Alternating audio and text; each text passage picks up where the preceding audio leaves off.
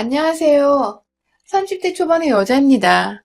어디서부터 시작해야 될지 몰라서 간략하게 제 소개를 먼저 드릴게요.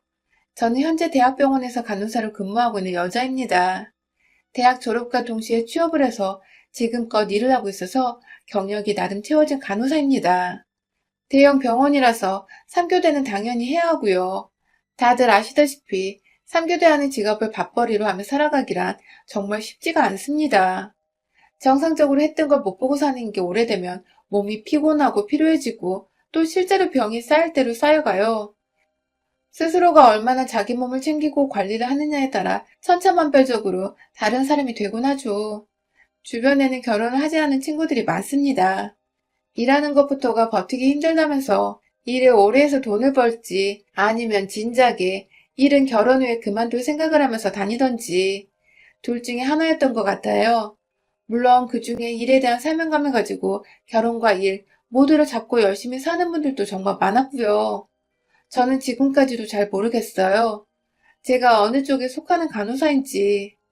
처음에는 친정이 어려워서 취업이 곧바로 보장이 되는 간호학과를 선택했는데 공부를 하고 일을 배우면 배울수록 저의 손길을 거쳐 도움을 받고 고마워하는 환자분들의 모습에 보람도 느꼈습니다. 진짜로 나이팅게일이 된 것만 같아 이 일에 사명감을 느꼈죠. 비록 상대하기 너무 지치고 힘든 환자분들도 많이 봐왔고 그로 인해 병실 밖에서 눈물 훔칠 때도 정말 많았지만 결국 내가 선택한 길이었고 간호사로서 감내해야 할 몫이라고 생각했어요. 그렇게 스스로 마인드 컨트롤하고 나면 막 죽을 만큼 힘들지도 않았고 그래서 또래 동기들보다는 비교적 대형 병원에서 오래 살아남아 일하고 있는 것 같습니다. 늘 웃지 않은 날이 없도록 노력했어요. 저도 사람인지라 남들 앞에서 저 힘든 거 표현하고 싶고 다 포기하고 싶을 만큼 괴로운 적도 많았지만 아파서 병원에 누워있는 사람들 앞에서 제가 할 짓이 못되기도 했고 불안한 환자들 옆에서 어떻게든 그 긴장을 풀어드릴 수만 있다면 전 나름 제 일을 최선을 다하며 사는 사람이지 않을까 싶었거든요. 근무하며 늘 이런 점이 보람을 느끼면서도 동시에 힘든 점이었는데 어느 순간 저의 하나뿐이 커다란 장점이 되어 있더군요. 동료들 사이에서는 제가 나름 무슨 바이러스라며 참 평판이 좋았어요. 전 별로 한 게 없는데 그저 웃는 제 모습에 다들 힘을 얻고 일하는데 즐겁다고 하니 그게 또 그렇게 듣기 좋더라고요. 좋은 동료를 만나서 사회생활만큼은 참 어렵지 않았는데 저한테 칭찬까지 해주니 어찌나 기분이 째지던지.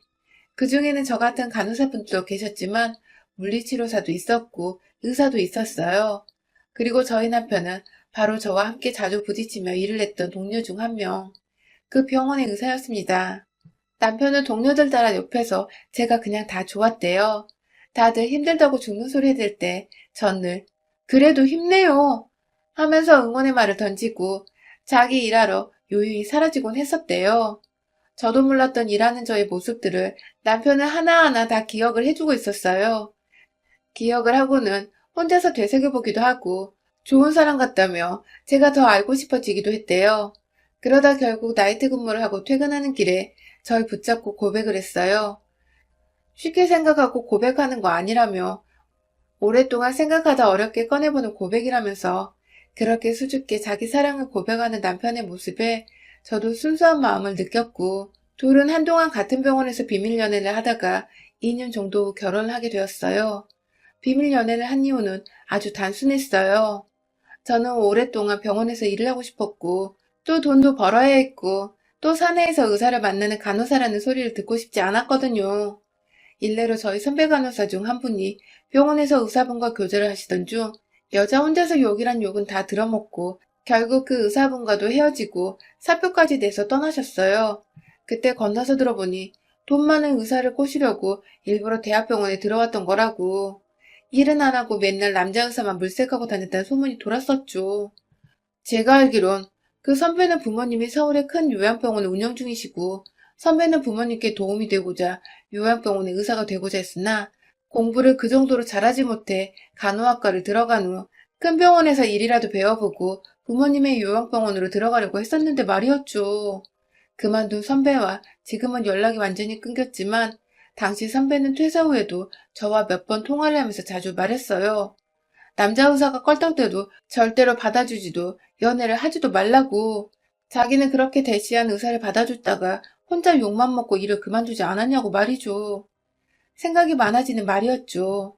모든 의사가 그런 것도 아니고 또 모든 간호사가 그런 것도 아닌데 도대체 사람들은 왜 자기들만의 편견과 선입견을 만들어서 소문이라는 거 흘리고 다니는지 참 아둔하고 어리숙한 사람들이라며 선배의 편만 들었던 기억이 나네요. 그러다가 제가 남편을 만나게 되었고 저는 혹여나하는 마음도 있어서 끝까지 2년간 비밀 연애를 주장했어요. 저와는 연애하고 1년 정도가 지난 시점부터 결혼을 꿈꾸던 남편을 말리고 또 말리며 겨우 1년간의 연애를 더 마치고는 그렇게 두 사람이 부부가 되었죠. 단순히 연애를 하는 게 아니라 결혼을 한다고 발표해버리니 많은 분들은 생각보다 축하를 해주셨어요. 오랜 시간 진정한 사랑을 해오다 결실을 맺는 거라며.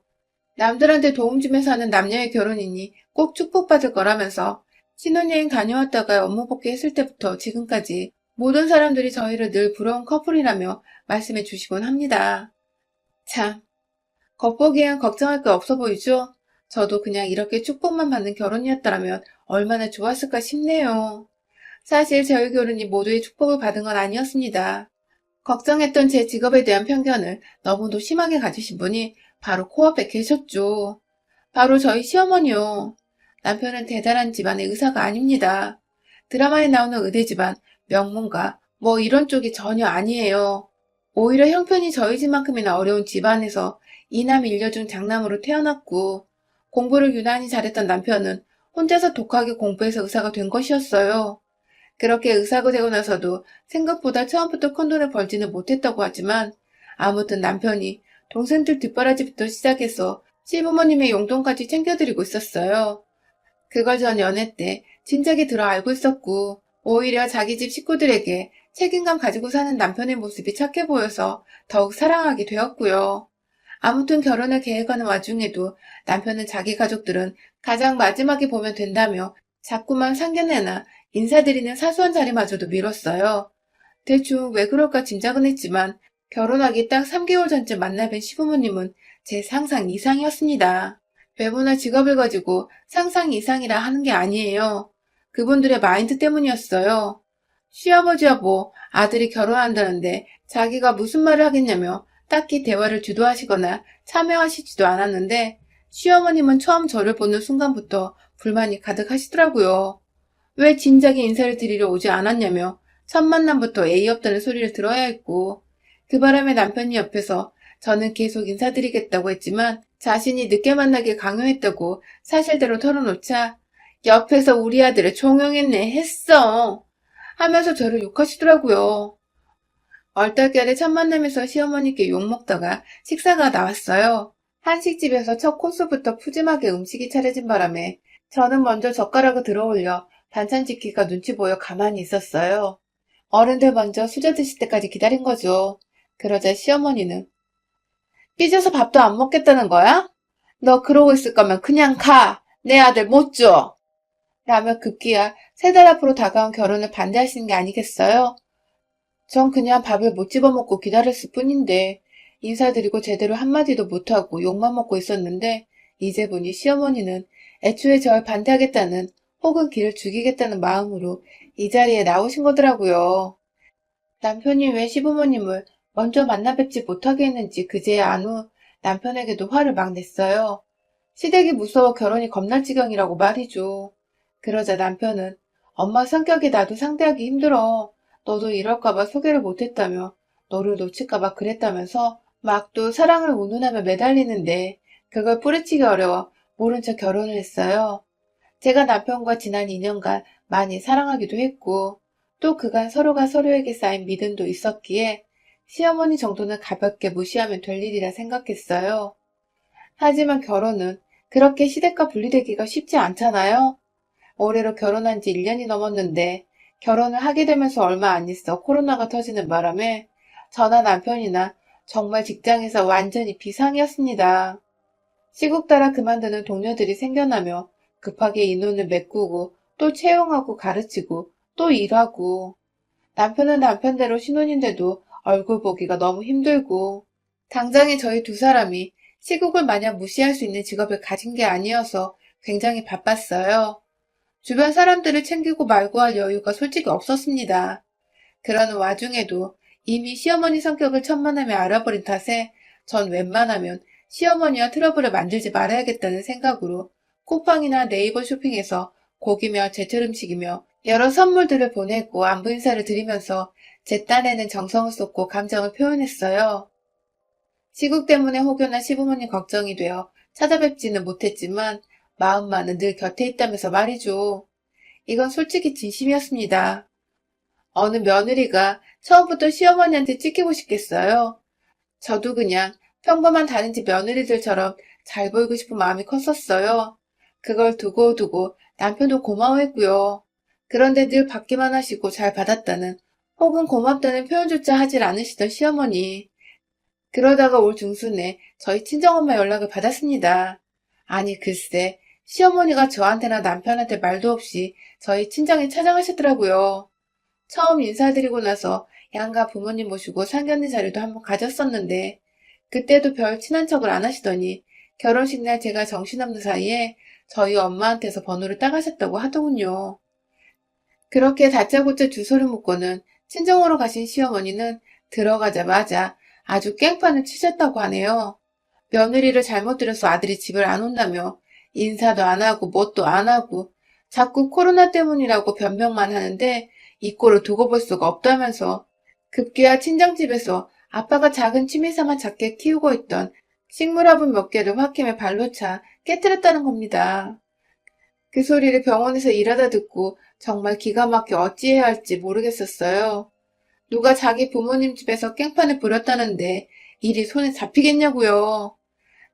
당장에 같은 병원에 어디서 일하고 있는지 모르겠는 남편을 물어물어 찾아갔어요. 거의 올기 직전인 상태로 다가가 친정엄마께 전해들은 소리를 말하니 남편도 미안해 어쩔 줄을 몰라 하며 자기 머리를 막 쥐어뜯더라고요.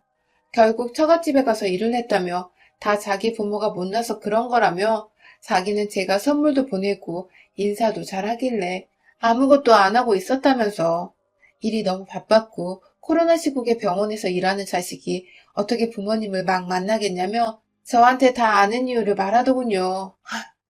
이게 당연한 건데 우리 시어머님은 그저 아들이 인사를 안 하러 온다며 그게 다 코로나를 핑계로 대라고 말한 며느리의 책임이라고 빡빡 우기기나 하셨으니 깊은 한숨만 나왔어요. 결국 그 사건은 남편이 무려 코로나를 뚫고 시댁에 찾아가 완전 뒤집어 엎어놔서 해결이 되었습니다. 다시는 저 몰래 친정에 가서 살던 대로 생각하던 대로 깽판 치지 말라며 시댁에는 화분이 없지만 시어머니가 키우시던 쪽파가 심어진 화분을 헤집어 놓고는 엄마도 기분이 어때? 더럽지? 하면서 역지사지를 몸소 보여줬죠. 남편의 사이다 같은 행동에 따라가서 한마디도 거들어볼까 싶었던 저는 오히려 남편을 말리다가 한마디도 못하고 시댁에서 나왔고요. 뭐 중간에서 중재 아닌 중재를 해준 남편이 고마웠고 시어머니도 이제 다시는 사돈댁을 우습게 보고 행동하는 일이 없으시겠다 싶어서 마음 한편으로도 든든했습니다. 그렇게 또 한동안은 시부모님과 왕래가 없었어요. 어린 아가씨와 도련님께는 너무 미안해서 제가 몰래 몇 번 용돈도 보내고 문자도 자주 했지만 시부모님께는 제가 뭐라 먼저 연락을 해야 할지도 모르겠고 아직 친정집에서 깽판 부리신 것에 앙금이 완전히 풀린 것도 아니었던지라 그냥 모른 척 바빠 죽겠는 일이나 열심히 하면서 살고 있었죠. 그러다가 이번 달, 그러니까 12월이 되면서 뜬금없이 어머님께서 먼저 연락이 오셨어요. 본인이 약간 열도 나고 몸도 피곤한데 병원을 못 가겠다며 요청하시는 연락이었어요. 저도 간호사인지라 아프다고 하는 어르신 말씀에 무시도 못하겠고 아플 때 찾는 사람이 저라는 건 그래도 주변에 의지할 사람이 저밖에 없으시다는 뜻인 것 같아 걱정되고 안쓰러운 마음에 불이 나게 시댁에 달려갔죠. 솔직히 코로나면 어쩌나 싶어서 먼저 전화로 근처 보건소부터 찾아가라고 가는 게 어려우시면 방역 콜벤이나 뭐든 보내드리겠다며 말씀을 드렸지만 시어머니는 전혀 말을 듣지 않고 자신은 집에만 있을 거라 우기셨어요. 나머지 식구들은 걱정이 돼서 저도 남편한테 일단 시댁에 간다는 말을 하고서 퇴근하자마자 간 거였죠. 혹시 몰라 병원에서 하던 대로 마스크 쓰고 장갑까지 꼈어요. 원래대로라면 앞면을 가리는 플라스틱 마스크도 착용을 하는데 시부모님은 오랜만에 뵙는데 그렇게까지 하기가 그래서 끼지는 않았죠. 그렇게 시댁이 들어가니 제 모습을 본 시어머니는 너 죽는다 진짜. 내가 전염병자야? 마스크랑 장갑은 왜 끼고 와? 하면서 소리를 지르셨어요. 아니, 다른 것도 아니고 병원에서 일하고 있는 아들 부부가 바이러스 전파자일 수도 있고, 또 아프다는 시어머니가 바이러스 전파자일 수도 있는데, 서로가 조심해야 하는 상황에서 병원에 모셔가고자 온 저한테 마스크랑 장갑 좀 꼈다고 죽는다는 경고는 하고 계시다니. 문제는 시어머니가 여기서 그치지 않고 헐레벌떡 다가와 저의 마스크를 벗겨 던지신 겁니다. 순간 마스크 끈이 제 귀를 잡아당겨 아프다고 눈물이 찔끔 나왔어요. 장갑 빼시던 어머님의 손톱 때문에 제 손이 시뻘겋게 올라왔어요. 정말 아픈 사람이 맞나 싶을 만큼 힘이 넘치시던 시어머니는 급기야 제 얼굴을 보고 말하는 이 순간만을 기다리셨는지 밥도 못 차릴 만큼 아프니 밥부터 해달라 하시더군요. 약을 정말로 어디서 구해오긴 하셨는데 식후약이라면서 시어머님이 시키시니 저는 또 바보같이 밥을 했어요. 거의 처음으로 시어머님께 결혼 후 해드리는 밥 같아서 긴장도 많이 되었고 냉장고에 있던 것들을 꺼내서 오바해서 막 차려냈어요. 다 차린 후 시어머님까지 나오셔서 밥을 드셨는데 시어머니께서는 제가 같이 앉아 밥 먹기 원치 않으시더라고요. 그러면서 하신다는 말씀이 어디 간병인이 옆에 와 같이 먹으려 해? 라면서 물이나 뜨뜻한 것으로 가져오려더군요. 집에 정수기도 없는데 그래서 빨리 커피포트에 물을 담았습니다. 보글보글 끓어오르는 소리가 점점 선명해질수록 시부모님과 저의 거리는 점점 멀어지는 듯 했어요. 세 사람 사이에 적막감이 감돌고 있는 와중에 시어머님이 정적을 깼어요. 온 김에 저한테 빨래를 하고 가라더군요. 화장실 안 바구니 안에 든 옷이 한가득 있으니 그걸 베란다에 있는 세탁기에 돌리라는 그 말 하나 하시고는 밥 다 드셨다며 부엌에 그릇만 올려둔 채 좀 쉬자고 TV 앞으로 가 앉으시는 어머님. 딱 보니 싱크대 안에 있는 그릇들도 제가 닦고 식탁도 정리하고 빨래하고 나서 말리면 밖에 있는 것까지 한 두어 시간 정도는 꼼짝없이 이 집에서 일을 해야 하겠더라고요. 일단 시키는 대로 급하니까 시간 걸리는 빨래부터 했고 그 사이 설거지도 하고 막 뭐가 정말 정신이 없었어요. 남편과 둘이 사는 신혼집에서의 일과 비교를 해보면 네 식구 사는 시댁 일은 정말 너무하다 싶을 만큼 많더군요. 더 문제는 혼자 아둥바둥 일을 하고 있는데 시어머니와 시아버지는 거실에 앉아 TV를 보며 막 재밌다고 웃고 계시고 급기야 그렇게 TV를 보는 와중에도 저한테 뜨거운 물을 갖다 달라고 막 시키셨어요. 뜨거운 물을 갖다 달라 해놓고는 뜨뜻한 걸 마실 거라며 찬물 좀 섞어달라고 하고 그러다 또 열기가 올라온다며 보일러를 꺼라 틀어라. 아주 그냥 제 꼴을 보니 종년이 따로 없더라고요. 그러면서 말끝에는 꼭 간호사라 그런지 이것저것 시키는 걸 다 해주네. 시중을 역시 잘 들어주네. 하면서 제가 간호사에서 시중 드는 것의 전문가란 걸 농담이라 하시니 기분도 좋지 않았습니다. 아프다고 하셔서 병원 모셔가겠다고 일 끝나고 지친 몸 이끌고 불이 났게 시댁에 온 건데 아주 그냥 호랑이 굴에 들어온 토끼가 호랑이 똥을 치우고 있는 꼴이라니. 그것만이 끝이 아니었어요. 이왕 집 청소도 하고 자기 시중을 드는 거 청소기도 밀고 말끔히 집 소독이나 좀 해주라며 간호사니까 청소하는 것도 잘할 거 아니냐고 그러시더라고요. 제가 간호사면 간호사지 청소부는 아니잖아요? 그런데 무슨 논리인지 간호사니까 환자 옆에서 시중 들고 청소하고 종처럼 해야 환자가 기분이 좋아지고 금방 쾌유를 한다며 급기야 제게 종년이 되길 부탁하셨어요. 그리고는 곧 너네 친정에서도 내가 너를 종부리듯 할 거 다 알고서 그날 일을 너한테 꼰지른 거지? 라고 하시더군요. 네, 그러니까 시어머니는 지금 지난날 본인이 저희 집에 무작정 찾아가 화분 깨고 깽판친 것에 대해 저한테 말한 저희 친정 부모님께 뒤끝이 있어서 그때 얘기를 꺼내면 저한테 종 부리듯 대하셨던 것이고 급기야 정말로 코로나 시국에 병원에서 일을 하느라 진이란 진이 다 빠져버린 며느리한테 밥 차리라 하고 빨래하게 하고 청소기까지 돌리게 하며 온갖 시중이란 시중은 다 들게 하셨습니다.